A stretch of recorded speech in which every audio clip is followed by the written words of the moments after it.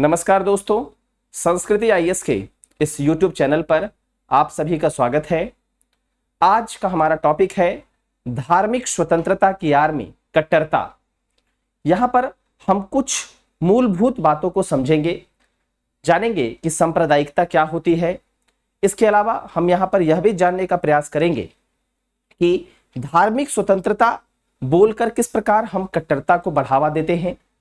साथ ही साथ सहिष्णुता की मीनिंग को भी समझेंगे, सवाल को भी देखेंगे जो प्रीलिम्स में पूछे जा सकते हैं, और फिर अंत में एक मुख्य परीक्षा के सवाल को भी हम लोग देखेंगे। तो ये टॉपिक काफी कॉम्प्रिहेंसिव तरीके से मैं आपको बताऊंगा, काफी वृहद टॉपिक भी है, काफी डिबेटेबल टॉपिक है। तो यहाँ पर उम्मीद करूंगा कि यहाँ पर यूपीएससी के एस्पिरेंट जितने भी होंगे वो इसको एक टॉपिक की तरह देखेंगे, इस पर कोई यहाँ पर डिबेट ना करें, ऐसी मैं उम्मीद करूंगा।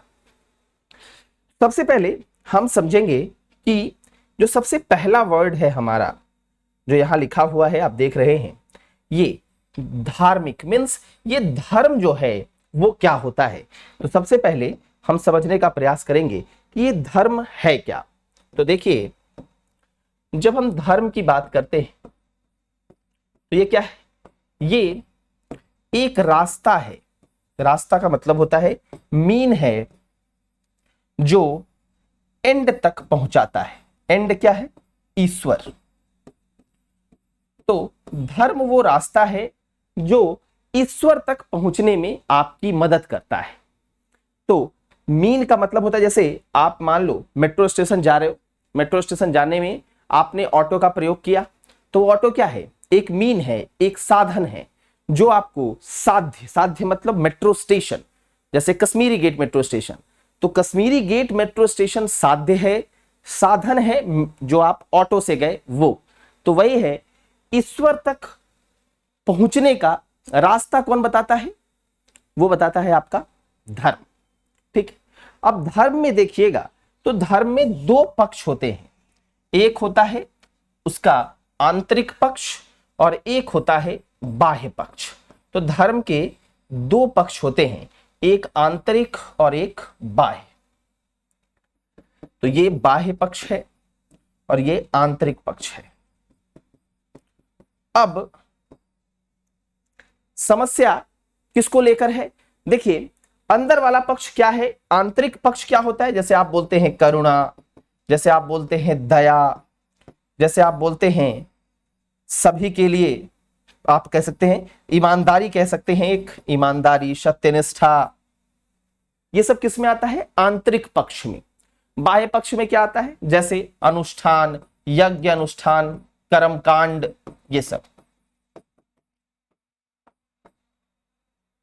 मंगलवार को ये नहीं, शनिवार को ये नहीं, इस प्रकार की चीजें जो कर्मकांडीय चीजें होती हैं। ठीक। तो जो डिबेट है, जो समस्या है, वो धर्म के आंतरिक पक्ष को लेकर नहीं है। समस्या किस चीज को लेकर है?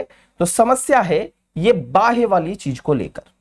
जो भी युद्ध आप देखते हैं, जो भी द्वंद्व आप देखते हैं दो धर्मों के लोगों के बीच में, वो किसको लेकर है? ये धर्म की बाह्य पक्ष को लेकर है। कुछ लोग इस बाह्य पक्ष में बोलते हैं कि यज्ञ एवं कर्मकांड नहीं होना चाहिए, कुछ बोलते हैं कि यज्ञ एवं कर्मकांड होना चाहिए। तो समस्या इस बाह्य पक्ष को लेकर है, न कि आंतरिक पक्ष को लेकर। अब अगर इस बाह्य पक्ष को जितना दूर करके इधर हम अगर आ जाएं, मतलब अगर हम कोर में आ जाएं, कोर में टुवर्ड्स द, मतलब टुवर्ड्स, आप समझेंगे आंतरिक पक्ष, ये अंदर घुसते चले जाएं, तो क्या हो जाएगा? अगर हम आंतरिक पक्ष की तरफ चले जाएं या फिर कोर, जिसको आप कोर वैल्यूज की तरफ चले जाएं, तो ये जो समस्या है जो दो धर्मों के बीच उत्पन्न होती है, जिसमें एक धर्म मानता है कि हम ही सर्वोपरि हैं, दूसरे धर्म को हीन भावना से देखता है, जो ये संकीर्ण मनोवैज्ञानिकता है, जो मानसिकता है, वो समाप्त हो जाएगी अगर हम टुवर्ड्स दिस जाएंगे। और इसके ठीक विपरीत अगर हम टुवर्ड्स दिस जाएं, अगर हम कोर से ये बाह्य पक्ष की तरफ चले जाएं, ये गोल जितना बड़ा होता चला जाएगा, ये बाह्य वाला गोल, उतना जो संघर्ष है दो धर्मों के बीच, ये बढ़ता चला जाएगा। तो बाह्य पक्ष को हम जब तक कम नहीं करेंगे, ये संघर्ष जो है वो कम नहीं होगा। तो बाह्य पक्ष को लेकर ही एक्चुअली में समस्या है। तो मैंने आपको यहां पर दो बातें बताई, धर्म ईश्वर तक पहुंचने का रास्ता है पहला, और दूसरा धर्म के जो ये कोर वैल्यू हैं, जो आंतरिक पक्ष है, इसको लेकर सभी धर्मों में समान मत है। चाहे वो हिंदू हो, वो भी करुणा की बात करता है, वो भी दया की बात करता है, ईमानदारी की बात करता है, सत्यनिष्ठा की बात करता है, और चाहे वो मुस्लिम धर्म हो, सिख हो, कोई भी, ये आंतरिक पक्ष में सबका मत एक है। लेकिन बाह्य वाले में क्या है? बाह्य वाले में यज्ञ कर्मकांड ये सब है, अनुष्ठान है, तो उसको लेकर अलग अलग धर्मों की बात जो है वो अलग अलग है, और यही बाह्य जो पक्ष है धर्म का, ये क्लैश करता है। इसके बाद मैंने कहा कि जितना आप अंदर की तरफ चले जाएंगे, आंतरिक पक्ष की जितना आप तरफ चले जाएंगे, ये जो संघर्ष है ये कम होता चला जाएगा, और जितना आप बाह्य पक्ष में चले जाएंगे उतना ये संघर्ष बढ़ता चला जाएगा। तो ये मूलभूत कॉन्सेप्ट है जो आपको धर्म से समझना है। तो आंतरिक पक्ष, बाह्य पक्ष, धर्म, ये तीनों आप समझ गए, ठीक। अब यहां पर हम लोग थोड़ा सा देखते हैं विवाद क्या है और कौन कौन सी चीजों को आज हम लोग यहां पर देखने वाले हैं। तो देखिए, सबसे पहला जो चीज है कि ये अभी न्यूज में क्यों है, धार्मिक स्वतंत्रता के विभिन्न पहलुओं को पढ़ेंगे, जानेंगे सांप्रदायिकता क्या है, और उसके साथ कंपैरिजन करेंगे सहिष्णुता की। क्या धार्मिक स्वतंत्रता का अधिकार कट्टरता की इजाजत देता है? भारत के संदर्भ में इसकी पड़ताल करेंगे। संवैधानिक मूल्य और उसकी चुनौतियों का मूल्यांकन करेंगे। भारत में धर्म और राजनीति के बीच संबंध को देखेंगे, और फिर अभ्यास के लिए प्रश्न को भी समझेंगे। तो कुछ प्रीलिम्स के एक आध प्रीलिम्स के सवाल और एक मेंस के सवाल को हम लोग इसमें सॉल्व करने का प्रयास करेंगे। क्या है मामला, न्यूज में क्यों है? लखनऊ के लुल्लू मॉल में नमाज पढ़ने के बाद जो ये विवाद शुरू हुआ, ये खत्म होने का नाम नहीं ले रहा। क्या हुआ इसमें? केरल के त्रिशूर जिले में, मॉल के बारे में बता रहा हूं, त्रिशूर जिले में पैदा हुए लुल्लू ग्रुप के चेयरमैन यूसुफ अली ने यूएई में जमकर पैसा कमाया, और कारोबार इतना फैला कि 22 देशों में उनका निवेश है, और भारत में 4 बड़े मॉल तैयार कर चुके हैं। तो ये तो बेसिक जानकारी है। अब देखिएगा, तो यूसुफ अली की कुल संपत्ति 4.7 अरब डॉलर की है। ग्लोबल फोर्ब्स की रीच लिस्ट में उन्हें 589वें 589th पोजीशन पर रखा गया है। लखनऊ के लुल्लू मॉल का उद्घाटन सीएम योगी आदित्यनाथ ने 10 जुलाई को किया था। कथित तौर पर यह भारत का सबसे बड़ा शॉपिंग मॉल है। तो ये बेसिक जानकारी लुल्लू मॉल और उसके चेयरमैन के बारे में हमने देखा कि किन्होंने इसका उद्घाटन भी किया था। तो उसमें आपके जो मुख्यमंत्री हैं यूपी के, योगी आदित्यनाथ। आप देख सकते हैं, ये वायर का न्यूज है कि लखनऊ के लुल्लू मॉल में कथित तौर पर नमाज पढ़ने से विवाद, हिंदू महासभा ने दिया धरना। कुछ लोग इन दोनों तस्वीरों का इस्तेमाल कर, देखिए दोनों तस्वीर कौन सी है, ये वाला और ये वाला, ठीक। इन दोनों तस्वीरों का इस्तेमाल कर आप देखिएगा, तो कुछ लोग क्या कर रहे हैं, तो कुछ लोग इन दोनों तस्वीरों का इस्तेमाल कर अपनी बात को साबित करने का प्रयास कर रहे हैं। लेकिन हमें यह समझना होगा कि मॉल एक प्रकार का पब्लिक प्लेस है, और वहां इस प्रकार की किसी भी गतिविधि के लिए प्रशासन की अनुमति अनिवार्य है। तो प्रशासन से पहले अनुमति लेनी पड़ेगी, चाहे वो किसी भी प्रकार की गतिविधि हो, चाहे वो कोई हिंदू व्यक्ति हो, चाहे वो मुस्लिम व्यक्ति हो, प्रशासन से अनुमति अनिवार्य है। और यही कारण है कि नमाज पढ़ने वाले लोगों के खिलाफ मामला दर्ज कर लिया गया है। आप देखिए कि क्या बातें थी, उसको समझते हैं। देखिए इसमें लिखा है, पुलिस कमिश्नरेट लखनऊ, जो बात है मैं आपको बता दूं अगर आपको नहीं भी दिख रहा है तो, यहां पर है, विगत दिनों 12/7/2022 को लुल्लू मॉल परिसर में नमाज पढ़ने को लेकर सोशल मीडिया पर वायरल वीडियो के संबंध में लुल्लू मॉल के अधिकारियों की जांच उपरांत पाया गया कि नमाज में लुल्लू मॉल में नियुक्त कोई भी अधिकारी कर्मचारी सम्मिलित नहीं थे, जिनके संबंध में मॉल के मैनेजमेंट द्वारा एक लिखित प्रार्थना पत्र देकर अज्ञात नमाजियों के विरुद्ध दिया गया है, जिस पर आज दिनांक 14/7/2022 को थाना स्तरीय पर यह धारा है, आईपीसी अज्ञात नमाजियों के विरुद्ध पंजीकृत कर अग्रिम विधिक कार्यवाही की जा रही है।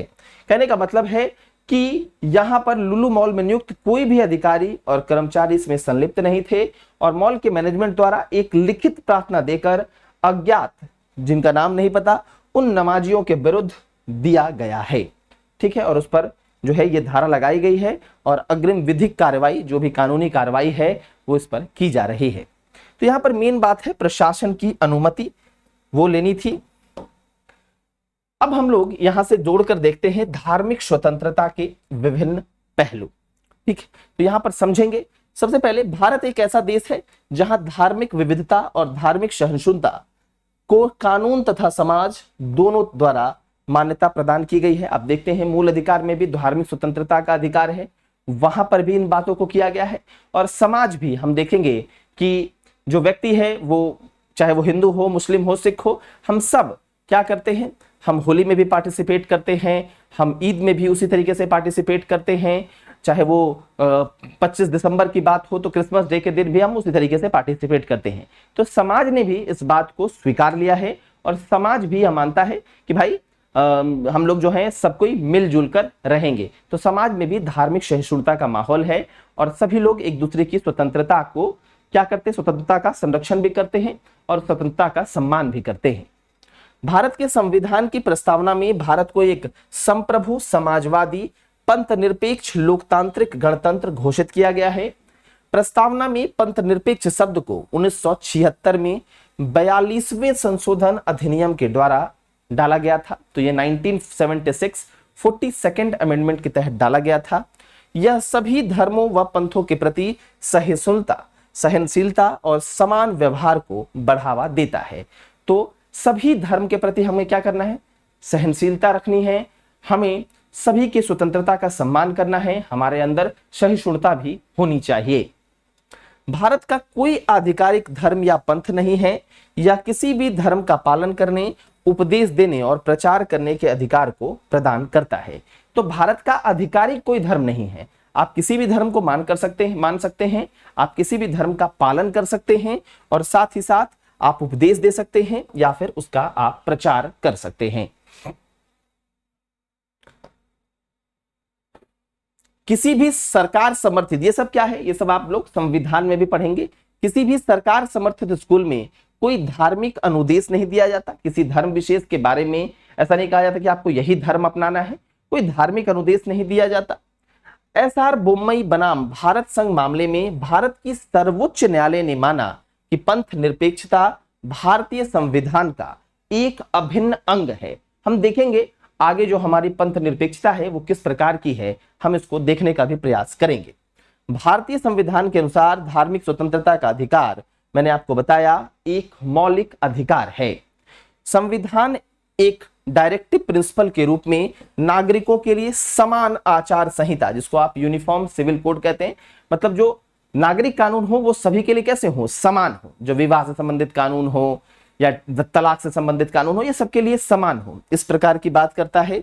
हालांकि अब तक इसे लागू नहीं किया गया है क्योंकि दिशा निर्देशक सिद्धांत संवैधानिक रूप से अप्रवर्तनीय है। कहने का मतलब है कि जो ये नीति निर्देशक तत्व के सिद्धांत हैं ये संवैधानिक रूप से अप्रवर्तनीय है, मतलब इसको जोर जबरदस्ती लागू नहीं कराया जा सकता। न्यायालय इसको जोर जबरदस्ती लागू नहीं करती है। आपको पता होगा कि डीपीएसपी, जिसको आप राज्य के नीति निर्देशक तत्व के सिद्धांत कहते हैं, उसको वो अप्रवर्तनीय है, न्यायालय इसको फोर्सफुली लागू नहीं करा सकता, सरकार कानून बनाकर इसे लागू करती है। ठीक है, तो इस कारण से ये अभी तक ये लागू नहीं हो पाया है। तो यहां पर हम लोगों ने बहुत बार पंथ निरपेक्षता वर्ड को देखा। पंथ निरपेक्षता के बारे में थोड़ा सा हम समझते हैं। यहां से आपको ये समझ में आएगा कि भारतीय जो पंथ निरपेक्षता है और जो वेस्टर्न पंथ निरपेक्षता है, वेस्टर्न सेक्युलरिज्म है, इनके मध्य में क्या अंतर है। ये सवाल यूपीएससी मेंस में दो बार अभी मतलब हाल में ही पूछ लिया है, तो इसको आप समझिए। देखिए, अगर हम भारत की धर्मनिरपेक्षता की बात करूं और पश्चिमी देशों की धर्मनिरपेक्षता की बात करूं, ठीक, तो मान लेते हैं ये राज्य है जिसको आप देश कहते हैं, सरकार कहते हैं, और ये व्यक्ति है, और यहां पर भी राज्य, सरकारें या और व्यक्ति है। ठीक। तो भारतीय धर्मनिरपेक्षता और पश्चिमी देशों की धर्मनिरपेक्षता में क्या अंतर है? यहां आप समझ सकते हैं, धर्म मान लीजिए, यहां राज्य और धर्म के बीच जो डिस्टेंस है वो बिल्कुल अलग अलग है। राज्य अलग अलग है और धर्म बिल्कुल अलग है। राज्य और धर्म के बीच जो गैप है वो बिल्कुल अलग अलग है। अब यहां समझिए, आप राज्य और धर्म लिख लीजिए, व्यक्ति से अच्छा आप इसमें यहां धर्म लिख सकते हैं। राज्य और जो धर्म है वो सैद्धांतिक दूरी पर है। किस प्रकार की दूरी पर है? सैद्धांतिक दूरी। सैद्धांतिक दूरी का मतलब क्या होता है? Principal distance. मतलब है कि राज्य, यहां पर क्या है, राज्य और धर्म बिल्कुल अलग अलग है, ठीक है। यहां पर सैद्धांतिक दूरी पर है, कहने का मतलब है कि जब राज्य को यह जरूरी लगेगा तब वो धार्मिक मामलों में भी हस्तक्षेप कर सकता है। इसीलिए राज्य और धर्म बिल्कुल अलग यहां नहीं है। यहां पर राज्य और धर्म भारत में सैद्धांतिक दूरी पर है और यहां पर राज्य और धर्म बिल्कुल अलग अलग है। और यहां पर सैद्धांतिक दूरी कहने का मतलब है कि राज्य जो है जब जरूरत लगेगा तब राज्य धार्मिक मामलों में हस्तक्षेप कर सकता है। ऐसा आपने देखा है, जैसे मान लेते हैं सती प्रथा, और उससे भी बेहतर अभी आपने ट्रिपल तलाक देखा। इस मामले में राज्य ने क्या किया? धार्मिक मामलों में हस्तक्षेप किया। तो राज्य को अगर ऐसा लगेगा कि कहीं ना कहीं इससे समाज में बिखराव की स्थिति उत्पन्न हो रही है, समाज टूट रहा है, देश को इससे नुकसान पहुंच रहा है, अखंडता पर जो है वो चोट लग रही है, तो राज्य धार्मिक मामलों में भी हस्तक्षेप कर सकता है। और यही हमारी पंथ निरपेक्षता की एक खास बात है कि यहां पर राज्य और धर्म सैद्धांतिक दूरी पर है, ठीक है। तो भारतीय धर्मनिरपेक्षता जिसको हम कहते हैं, यहां पर वैसा है कि राज्य और धर्म सैद्धांतिक दूरी पर है और पश्चिमी धर्मनिरपेक्षता में राज्य और धर्म बिल्कुल अलग अलग हैं, ठीक है। तो ये अगर आपने समझा है तो यूपीएससी का भी सवाल आप सॉल्व कर देंगे, ठीक। अब हम लोगों ने एक वर्ड देखना है, सांप्रदायिकता क्या है? सांप्रदायिकता और सहिष्णुता, जिसको आप टॉलरेंस कहते हैं। तो सांप्रदायिकता क्या है? देखिए यहां पर समझिए, तो सांप्रदायिकता सबसे पहले क्या है? एक विचारधारा है। तो विचारधारा किसी न किसी का समर्थन करती होगी। किसका समर्थन करती है वो सोचते हैं। सबसे पहले ये ऐसी विचारधारा है जो ये मानती है, ठीक, कि मेरा जो धर्म है वो सबसे ऊपर टॉप में है, मेरा जो व्यक्तिगत हित है वो सबसे ऊपर है। मतलब ये क्या मानती है कि मेरा धर्म सबसे ऊपर, मेरी बात सबसे ऊपर। यहां पर सबसे अगर एक मेन अगर मैं शब्द कहूं तो ये निरपेक्ष बात है। मतलब हम ये मान रहे हैं कि हम ही जो हैं एकमात्र सत्य हैं, यहां पर और कोई सत्य नहीं है। हम किसी दूसरे चीजों को स्वीकार ही नहीं कर रहे हैं, किसी दूसरे के सत्य को मान ही नहीं रहे।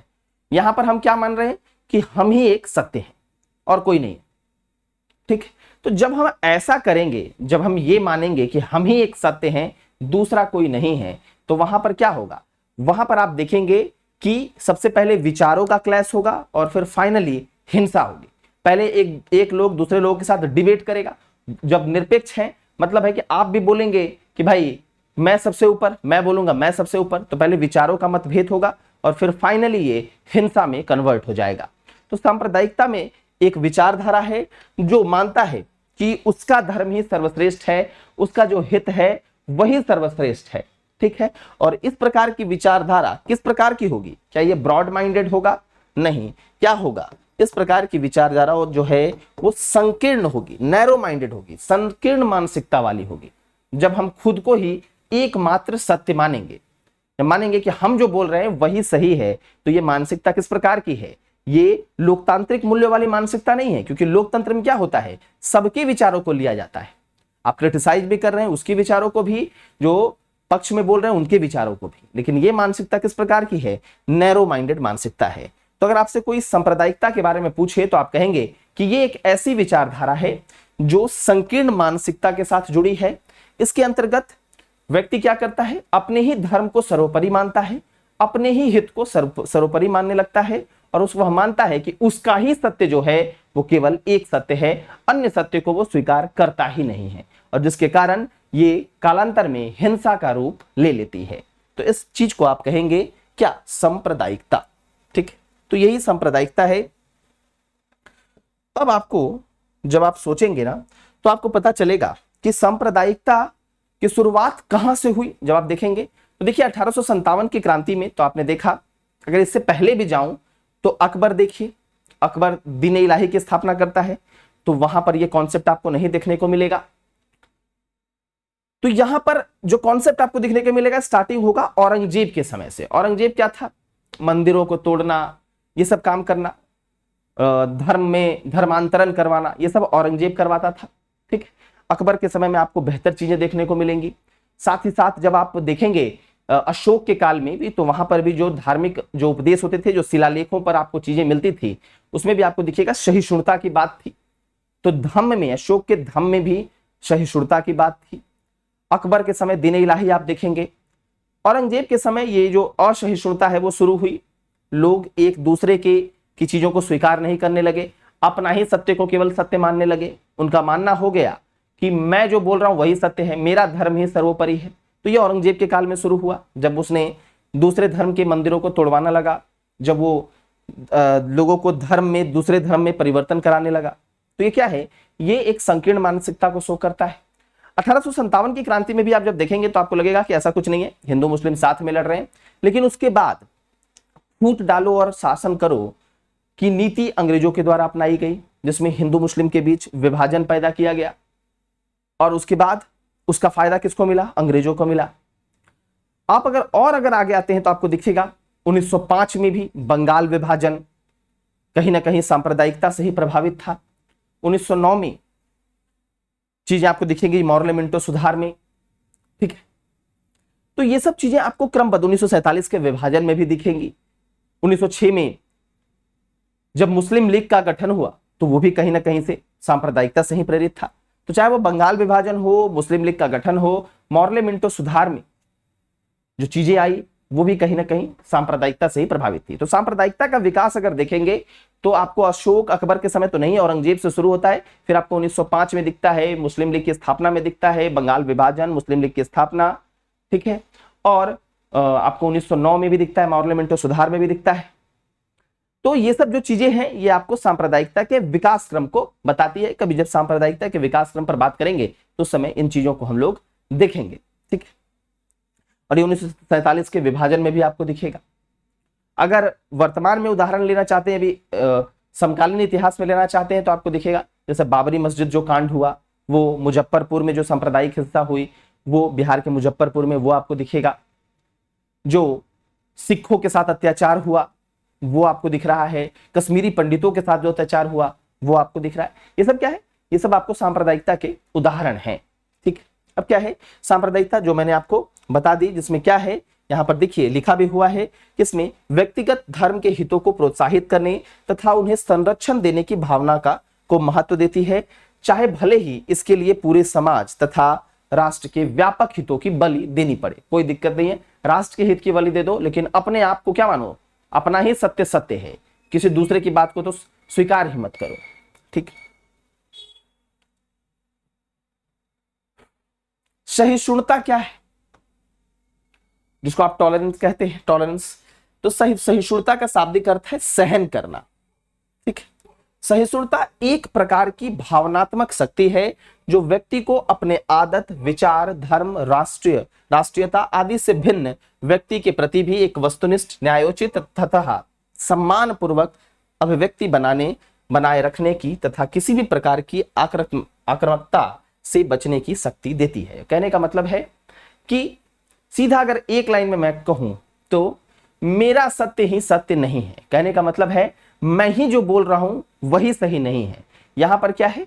दूसरे की बातों को भी स्वीकार करना, उसके साथ भी सम्मानजनक रवैया अपनाना। मतलब है कि अगर मैं हिंदू हूं, कोई मुस्लिम है, तो मैं अपनी बात तो ठीक है, मेरी बात भी सही है, और उनकी बातों को भी मैं स्वीकार करूं और उनके साथ भी अच्छे ढंग से पेश आऊं, उनकी बातों को भी सहन करूं। साथ ही साथ सहन करने से अच्छा है कि मैं ये बोलूं कि उनकी बातों का भी सम्मान करूं। तो वो जो बोल रहे हैं उनकी बातों का भी सम्मान, उनके ईद का भी सम्मान, मेरे दिवाली का भी सम्मान। उनके ईद का सम्मान, मेरे दुर्गा पूजा का सम्मान। इस प्रकार की चीजें हैं जहां पर क्या है कि हम अपनी बात और साथ ही साथ सामने वाले की बात, दोनों बातों को स्वीकार करते हैं और दोनों के साथ सम्मानजनक रवैया अपनाते हैं। ये कहीं ना कहीं सहिष्णुता को बताता है। लेकिन दूसरे अर्थों में सहिष्णुता प्रतिकार न कर पाने की व्यवस्था को भी दर्शाती है। बहुत बार क्या होता है, मान लीजिए कि कोई दबा कुचला लोग है, वो क्या करेगा, वो बात को मान लेगा कि चलो भाई जो बोल रहा है ठीक है, क्यों हम लड़ने जाएं। जैसे मैं हूं, मान लो मैं अब क्यों लड़ने जाऊं अंबानी साहब से, मुझे पता है कि मेरी जो हैसियत है वो कम है। तो कभी कभी क्या होता है कि आदमी, उसको लगता है कि चीजें गलत है, लेकिन फिर भी वो क्या करता है, वो सहन कर लेता है, क्योंकि उसके पास ये व्यवस्था है, उसके पास उतने संसाधन नहीं है कि जाके किसी से लड़े। तो क्या है, वही बोल रहा है कि सहिष्णुता को दूसरे शब्द में ये मान लिया जाता है कि प्रतिकार न कर पाने, मतलब आप अपनी आवाज को न उठा पाए, ठीक है, न कर पाने की व्यवस्था को भी दर्शाती है कि हम कुछ बोल नहीं पा रहे हैं, ठीक, हम गलत देख रहे हैं लेकिन हम बोल नहीं पा रहे क्योंकि मेरे बोलने से कोई फर्क नहीं पड़ेगा, क्योंकि ना मेरे पास उतना पैसा है, ना मेरे पास उतनी संपत्ति है, जो हम बोलेंगे भी तो क्या ही फर्क पड़ जाएगा। तो हम क्या करते हैं, चुपचाप सह लो। तो ये प्रतिकार न कर पाने की व्यवस्था भी है, मतलब किसी चीज को हमको खुलकर बोलना है और वो हम नहीं बोल पा रहे हैं, उसकी यह व्यवस्था भी है। इसको भी सहिष्णुता दूसरे शब्दों में कहा जाता है। और रामधारी सिंह दिनकर ने भी इन पंक्तियों में इनको महसूस किया है, ठीक है। तो इन्होंने कहा, रामधारी सिंह दिनकर जब आप पढ़ेंगे तो इनका क्या कहने का मतलब है, क्षमा शोभती उस भुजंग को जिसके पास गरल हो, उसको क्या जो दंतहीन विष रहित विनीत सरल हो, सहनशीलता क्षमा दया को तभी पूजता जग है, बल का दर्प चमकता उसके पीछे जब जगमग है। कहने का मतलब क्या है कि भाई ठीक है, कहने का मतलब है, जिसे आप देखेंगे कि व्यक्ति के अंदर सहिष्णुता हो ही नहीं, ये नहीं मतलब है। राष्ट्र कवि यह कहना चाहते हैं कि सहिष्णुता प्रतिकार की शक्ति के साथ होनी चाहिए, ठीक।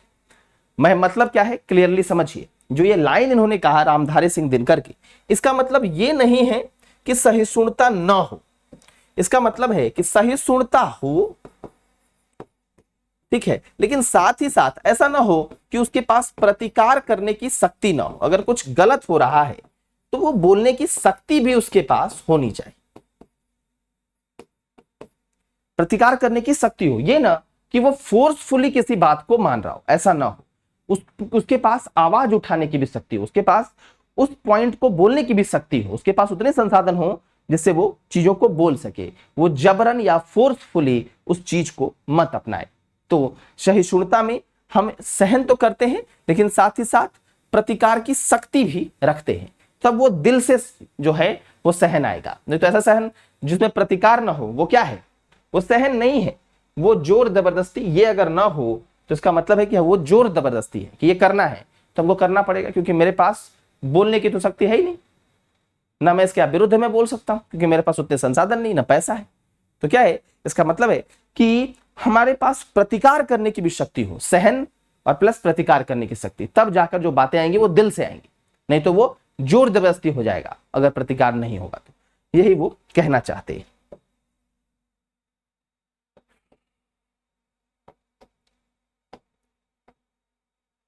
अब बात है कि आखिर क्यों जरूरी है सहिष्णुता, तो टॉलरेंस क्यों जरूरी है। भूमंडलीकरण के इस दौर में हमें यह बात बिल्कुल नहीं भूलनी चाहिए कि पूरी दुनिया हमारी सोच और हमारी प्रवृत्ति के अनुरूप नहीं हो सकती। हमें कुछ दूसरे की बात सहनी पड़ेगी और दूसरे को कुछ हमारी बात सहनी पड़ेगी। ये बिल्कुल सही बात है। आप ये हमेशा नहीं कर सकते कि आप अगर ये बोलेंगे कि जो मेरा सत्य है वही सत्य है, ऐसा नहीं हो सकता, ठीक है, कि आपका जो सत्य होगा वही सत्य होगा, ऐसा नहीं हो सकता। आपको क्या करना होगा, तो आपको भी दूसरे के सत्य को स्वीकार करना पड़ेगा। सत्य मतलब दूसरे की बातों को मानना पड़ेगा और दूसरे को भी आपकी बातों को मानना पड़ेगा। तो यहां पर क्या है, यहां पर निरपेक्षता नहीं है। यहां पर आपकी बात दूसरे लोग मान रहे हैं, दूसरे की बात आप मान रहे हैं। आप भी ईद का सम्मान कर रहे हैं, वो भी आपके दुर्गा पूजा का सम्मान कर रहे हैं। अगर एक पक्ष भी ये मानेगा कि केवल और केवल दुर्गा पूजा ही सही है या फिर केवल और केवल ईद ही सही है, तब तो संघर्ष हो जाएगा। दोनों एक दूसरे का सम्मान कर रहे हैं, तो ये है सहिष्णुता। ठीक है, इसलिए लोकतांत्रिक सरकार का यह कर्तव्य बनता है कि वह अपनी नागरिक को सुरक्षा का एहसास दिलाए तथा सहिष्णुता जैसे संवैधानिक मूल्यों के प्रति उनकी आस्था को बरकरार रखे।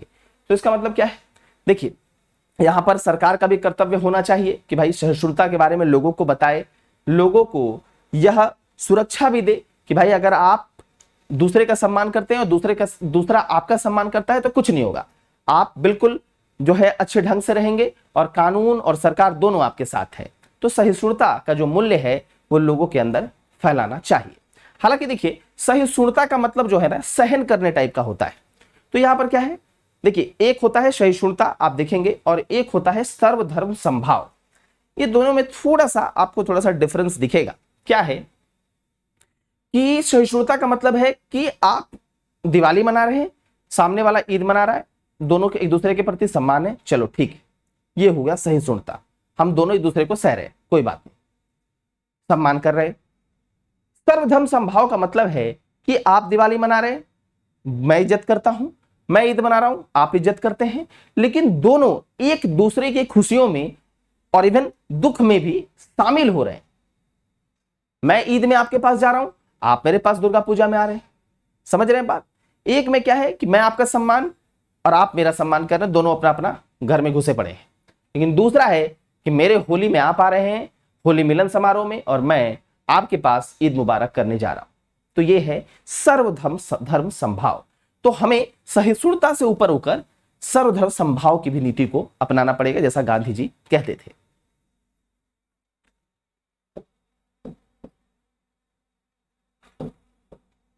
प्रख्यात साहित्यकार मुंशी प्रेमचंद 15 जनवरी 1934 को छपी अपनी एक मशहूर टिप्पणी सांप्रदायिकता और संस्कृति में क्या कहते हैं। सांप्रदायिकता सदैव संस्कृति की दुहाई दिया करती है। वो कहती है कि संस्कृति मतलब हमेशा संस्कृति की ही बात करती है सांप्रदायिकता, ऐसा मुंशी प्रेमचंद कहते हैं। उसे अपने असली रूप में निकलते शायद लज्जा आती है, इसलिए वह संस्कृति का खाल जो है वो ओढ़ कर आती है। हिंदू अपनी संस्कृति को कयामत तक सुरक्षित रखना चाहता है। संस्कृति का नाम आ गया तो क्या बोल रहे हैं ये कि सांप्रदायिकता जब भी आती है तो संस्कृति का नाम लेकर। हिंदू कहता है कि हम इसको सुरक्षित रखेंगे, मुस्लिम कहता है हम रखेंगे, अन्य धर्म के लोग कहते हैं हम सुरक्षित रखेंगे। ठीक है, मेरा ही सबसे ऊपर, वो कहता है मेरा सबसे ऊपर, वो कहता है मेरा सबसे ऊपर, ये कहता है मेरा सबसे ऊपर। ठीक, अभी तक अपनी अपनी संस्कृति को अछूती समझ रहे हैं दोनों ही, चाहे वो हिंदू हो या मुसलमान हो, और यह भूल गए हैं कि अब कहीं ना कहीं अब ना कहीं मुस्लिम संस्कृति है और ना कहीं हिंदू संस्कृति है और ना कोई अन्य संस्कृति है। तो ना मुस्लिम ना हिंदू, क्या है, सीधा एक ही संस्कृति है। वो कैसी? आर्थिक संस्कृति। मतलब क्या है, सब कुछ किस पर चल रहा है? और आर्थिक स्थिति पर, बेरोजगारी, गरीबी, ये सब दूर करने पर हमें विचार करना चाहिए। हमें इन चीजों पर नहीं ध्यान देना चाहिए कि भाई मैं सबसे ऊपर, मैं अपनी संस्कृति को सबसे सुरक्षित रखूंगा, वो रखेंगे। तो अपनी ही बात को नहीं सोचना चाहिए, केवल अपने ही सत्य को नहीं स्वीकारना चाहिए कि मेरा ही सत्य जो है वो केवल सत्य है। ठीक है, क्योंकि अब हम उस दौर से बिल्कुल बाहर निकल चुके हैं और अब हमको क्या सोचना चाहिए, हमारी बस अब एक ही संस्कृति है, आर्थिक संस्कृति, कि हम किस प्रकार से गरीबी को दूर करें, किस प्रकार से भुखमरी को दूर करें। तो वहां पर ना कोई जाति आती है ना कोई धर्म आता है, क्योंकि गरीब कोई भी हो सकता है। ठीक है, तो इन चीजों से दूर हटकर हमको क्या करना चाहिए, हमारी जो अब एक ही संस्कृति बची है वह है आर्थिक, इस पर हमको काम करना चाहिए। क्या धार्मिक स्वतंत्रता का अधिकार कट्टरता की इजाजत देता है? आप देखेंगे तो संविधान व्यक्ति को अनुच्छेद 25 के अंतर्गत धार्मिक विश्वासों, उनके प्रकार और उनके परिपालन करने की स्वतंत्रता देता है। बोलता है कि आपके पास धर्म की स्वतंत्रता है, आप आराम से पालन करिए, आप आराम से प्रचार प्रसार करिए, कोई उसमें पाबंदी नहीं है। संविधान जो धार्मिक स्वतंत्रता उपलब्ध कराता है वह व्यक्तिगत स्तर पर है, तो व्यक्तियों को उपलब्ध कराता है, ना कि समुदाय को। एक व्यक्ति को वो जो है वो स्वतंत्रता उपलब्ध कराता है। व्यक्तिगत स्तर पर भी यह स्वतंत्रता अपने प्रकृति में व्यक्ति विशेष तक सीमित है, या किसी अन्य के ऊपर थोपा नहीं जा सकता। ये आप पर है, ये नहीं बोल सकता कि ये पूरे समुदाय को यही पालन करना पड़ेगा, ऐसा नहीं है। सामुदायिक स्तर पर नहीं है, ये कैसा है, व्यक्तिगत स्तर पर है। मतलब आप एज अ इंडिविजुअल अगर पालन करना चाहते हैं इस धर्म का तो आप आराम से पालन करिए, प्रचार करना चाहते हैं तो आराम से करिए। आप किसी पर इस चीज को थोप नहीं सकते कि आपको यही करना पड़ेगा, ये नहीं होगा। तो वही वाली बात होगी कि हम अपना सत्य लोगों से मनवा रहे हैं जोर जबरदस्ती कि मेरे सत्य को ही मानो, मेरी चीजों को ही मानो। ऐसा नहीं हो सकता, क्योंकि इससे क्या फैलेगी? हिंसा। वहीं दूसरी तरफ संविधान दिशा निर्देशक तत्व तथा जिसको आप कह सकते हैं नीति निर्देशक तत्व तथा मूल कर्तव्य में वैज्ञानिक दृष्टिकोण तथा प्रगतिशील समाज की बात करता है। एक तरफ वो धार्मिक स्वतंत्रता भी देता है और दूसरी तरफ बोलता है कि वैज्ञानिक दृष्टिकोण अपनाइए। इसका मतलब है कि सर्वधर्म समभाव वाली नीति, मतलब सभी धर्मों का सम्मान हो और सम्मान के साथ साथ हम लोग एक दूसरे के धार्मिक चीजों में क्या करें, सलीक भी हो। हम उनके पास जाएं, वो हमारे पास आए, तो हम एक दूसरे के धार्मिक चीजों में शरीक भी हो। ठीक, इस बात की करता है। प्रगतिशील समाज की बात करता है, वैसा समाज जिसमें सभी सत्यों को स्वीकार किया जाए। अब आप सोचिए ना, वैसा समाज जो निरपेक्ष होगा, जो केवल एक चीज को मानेगा, उस समाज में हमेशा हिंसा होगी, तो वो समाज प्रगतिशील हो सकता है क्या? ना। तो कभी भी सांप्रदायिक विचारधारा वाला समाज जो है वो प्रगतिशील नहीं बन पाएगा, क्योंकि वहां पर एक ही बात को स्वीकार किया जाता है। जो विशेष धर्म के लोग वो बात करते हैं उसी को स्वीकार किया जाएगा। और वैसा समाज प्रगतिशील होगा जहां पर नए नए विचारों का समावेशन होगा। उपरोक्त कथन से यह स्पष्ट है कि धार्मिक स्वतंत्रता का अधिकार कट्टरता की इजाजत नहीं देता। क्यों नहीं देता? आपने देखा कि एक तरफ मूल कर्तव्य, नीति निर्देशक तत्व, ये सब क्या बात करते हैं? वैज्ञानिक दृष्टिकोण की बात करते हैं। ये सब कहीं कट्टरता की बात नहीं करते, ये कोई निरपेक्षता की बात नहीं करते कि आप एक ही सत्य मानिए। ये एक गतिशील समाज की बात करते हैं, वैसे समाज की बात करते हैं जिस समाज में सभी के बातों को सुना जाना चाहिए और सभी के विचारों को ध्यान में रखना चाहिए। तो इस प्रकार की बात ये करता है। भारत के संबंध में इसकी पड़ताल। अब देखिए, भारत जैसे वैविध्यपूर्ण देश में सरकार के साथ साथ नागरिकों को भी यह चाहिए कि वह अपने धर्म संबंधी कार्य को यथासंभव संवैधानिक दायरे में रहकर ही पूरा करे। जोर जबरदस्ती किसी पे ना थोपे कि तुमको ये मानना पड़ेगा, तुमको दुर्गा पूजा करना पड़ेगा, तुम्हें ईद मनानी पड़ेगी, तुम्हें क्रिसमस मनाना पड़ेगा। ऐसा जबरदस्ती ना हो, संवैधानिक दायरे में रहकर हो। वो उनकी इच्छा है, वो पालन करना चाहते हैं करे, नहीं करना चाहते हैं तो वो उनकी इच्छा है। इस प्रकार की सोच आपकी होनी चाहिए, क्योंकि संविधान वह मूल दस्तावेज है जो हम सब के बीच एक आम सहमति को स्थापित करता है। आपको पता है, संविधान आपके लिए भी है, मेरे लिए भी है, तो सबकी एक आम सहमति के साथ ही यह स्थापित हुआ है। तो संवैधानिक मूल्य जो बात बोलते हैं उसी के दायरे में रहकर हमें चीजें करनी चाहिए। अतः हमारी कोई भी व्यक्तिगत सहमति या असहमति इस दस्तावेज के ऊपर नहीं हो सकती। ठीक, ये संविधान को लेकर बात है कि हम अगर बोलेंगे कि नहीं नहीं मेरी ही बात को मानना है, मेरी ही चीज को मानो, तो ये क्या है? ये संविधान के विपरीत बात है। संविधान क्या करता है? धार्मिक स्वतंत्रता का अधिकार देता है, और हम कह रहे हैं कि तुम्हारे पास धर्म की स्वतंत्रता नहीं है, तो हम संविधान से ऊपर नहीं हो सकते। संविधान कह रहा है धार्मिक स्वतंत्रता है, मैं कह रहा हूं कि तुम्हारा नहीं है, तुमको वही करना पड़ेगा जो मैं बोल रहा हूं। तो ये दोनों क्या है? गलत बात है। मतलब आपको संविधान की ही बात माननी पड़ेगी, मेरी बात नहीं माननी पड़ेगी। ठीक है, क्योंकि हम संवैधानिक मूल्य से ऊपर नहीं है, क्योंकि संविधान व्यक्तिगत व्यक्ति से नहीं बना है, संविधान एक आम सहमति से बना है।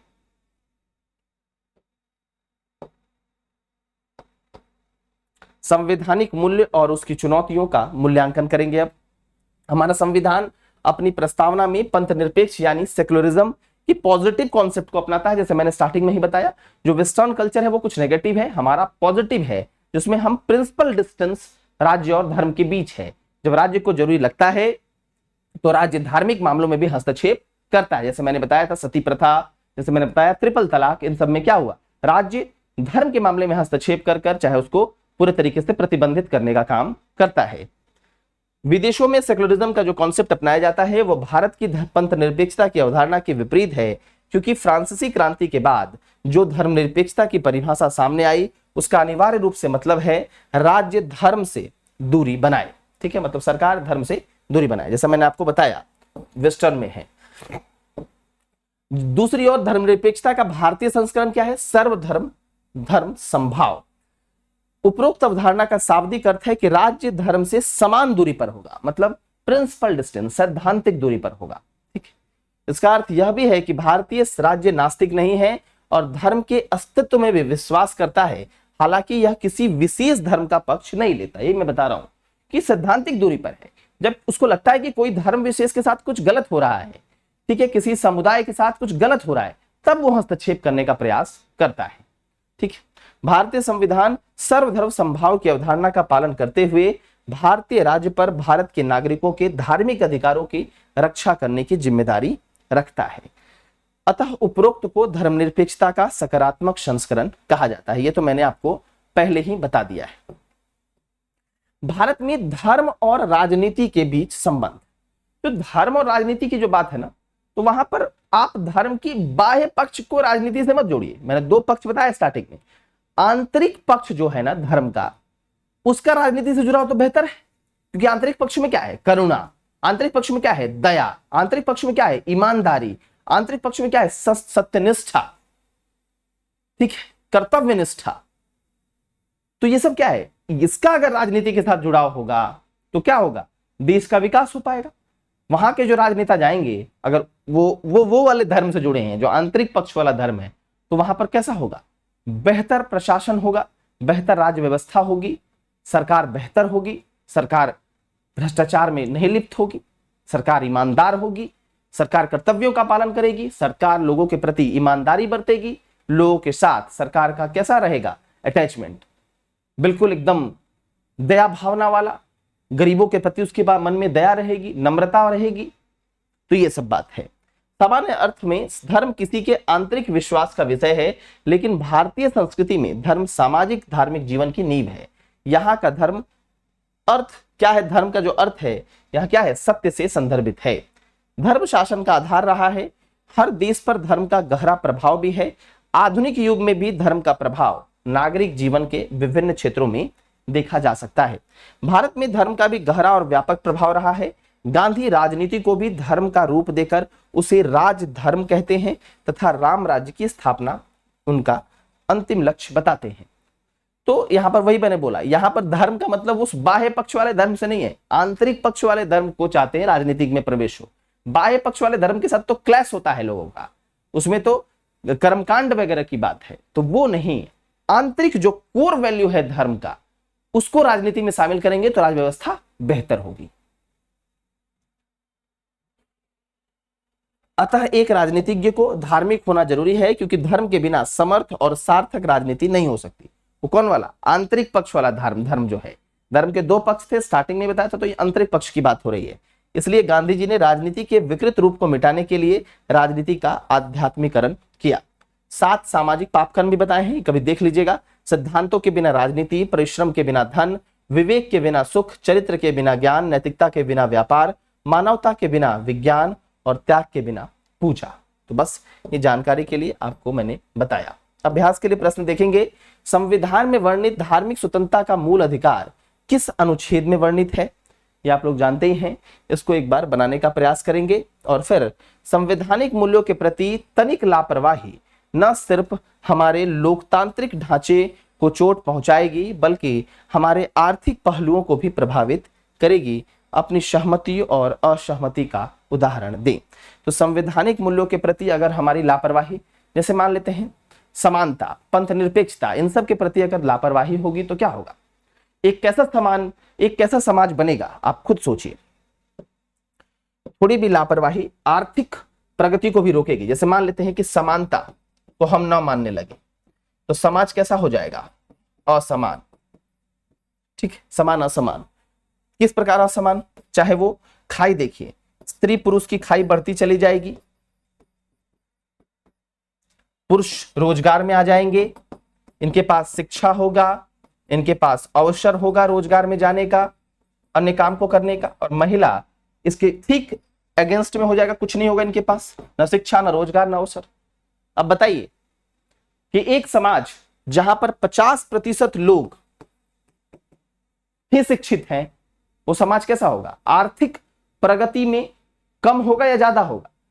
अगर दूसरा कंपैरिजन करते हैं, अगर एक समाज जहां पर स्त्री पुरुष दोनों काम कर रहा, मान लेते हैं वहां पर 100% लोग काम कर रहे हैं, मतलब पुरुष और स्त्री दोनों काम कर रहे हैं, कहने का मतलब है, तो वो समाज ज्यादा आर्थिक प्रगति वाला होगा कि वैसा समाज जिसमें एक भाग ही काम कर रहा हो? तो आप कहेंगे कि भाई केवल पुरुष काम कर रहा था तो 50% पुरुष ही हैं, तो अगर वो मान लेते हैं कंट्रीब्यूशन 1 करोड़ का कर रहा है, तो महिला जब साथ आ जाएगी तो कंट्रीब्यूशन देश में कितने करोड़ का हो जाएगा? 2 करोड़ का, क्योंकि 50% से ही तो हमको आर्थिक प्रगति मिलेगी मात्र। और जब महिला और पुरुष दोनों को समान अवसर मिलेगा, तब कितना हो जाएगा? Total contribution 100%। और जहां हम 1 करोड़ का मान लो प्रोडक्शन कर रहे थे देश में, वहां कितने का करने लगेंगे? 2 करोड़ का। तो आर्थिक प्रगति ज्यादा कब होगी? जब स्त्री और महिला दोनों के साथ सम्मानजनक व्यवहार, सम्मान पूर्वक व्यवहार, या कह सकते हैं कि दोनों के मध्य जो है वो गैप को कम करना होगा, समानता बढ़ानी पड़ेगी। तो इस प्रकार से आप सांप्रदायिकता के साथ भी इसको जोड़ सकते हैं, पंथनिरपेक्षता के साथ, स्पेशली नॉट सांप्रदायिकता। पंथनिरपेक्षता भी अगर होगी तो समाज कैसा होगा? अगर मान लेते हैं कि लड़ाई हुई, कट्टरता फैली, सांप्रदायिकता फैली, तो क्या होगा? मान लेते हैं जहां पर लोगों को कमाने जाना है वहां लोग क्या कर रहे हैं? हिंसा कर रहे हैं, रिसोर्स की बर्बादी कर रहे हैं, तोड़ रहे हैं। तो मान लीजिए कि किसी जगह को तोड़ दिया, किसी धार्मिक प्लेस को तोड़ दिया, वहां पर 10 लोग काम करते थे, अब क्या हुआ? अब उन 10 लोगों का पेट पे तो लात मर गया, तो पेट पे लात लग गया, तो क्या हुआ? इससे आर्थिक प्रगति आप देखेंगे तो काफी इकोनॉमिक दृष्टिकोण से नुकसान ही पहुंचेगा, रिसोर्सेज का नुकसान हो जाएगा। मुझे ड्यूटी जाना था, मैं जाकर लड़ रहा हूं कहीं पर अपने सत्य को एकदम सत्य मनवाने के लिए कि मेरा ही सत्य सत्य है। तो अगर संवैधानिक मूल्य पे मेरा विश्वास रहता तो धार्मिक स्वतंत्रता पे रहता, और अगर ऐसे संवैधानिक मूल्य पर हमने लापरवाही बरती, मतलब हम धार्मिक स्वतंत्रता को नहीं मानते हैं, हम मानते हैं कि हम जो बोल रहे हैं वही सत्य है, तब हमको सबको सत्य मनवाना पड़ेगा। और जब मैं सत्य मनवाने जाऊंगा तो मैं अपनी ड्यूटी नहीं जाऊंगा, कहां जाऊंगा? लोगों के पास सत्य मनवाने, और उससे क्या होगा? हिंसा फैलेगा। दूसरा मैंने बताया कि किसी धार्मिक अनुष्ठान को तोड़ेंगे क्योंकि मेरा सत्य सत्य है, उनका नहीं है, तोड़ दिया, अब वहां जो लोग काम कर रहे थे वो भी, उनका भी पेट पे लात मर गया, तो आर्थिक प्रगति बाधित हुई ना, बाधित हुई। अर्थव्यवस्था में जो उस व्यक्ति का योगदान था जो वहां काम करता था, अब कम हो गया, अब खाने के बिना तरस जाएगा। तो इस प्रकार की चीजें आपको समझनी पड़ेगी, ठीक है? तो इसको भी आप लोग लिखेंगे। चलिए, तो इतना जब हो जाएगा तो इसको लिख करके आप बताएंगे, और प्रीलिम्स वाला जो सवाल है काफी आसान सवाल है, उसको भी आप लोग बताएंगे। थैंक यू वेरी मच, धन्यवाद।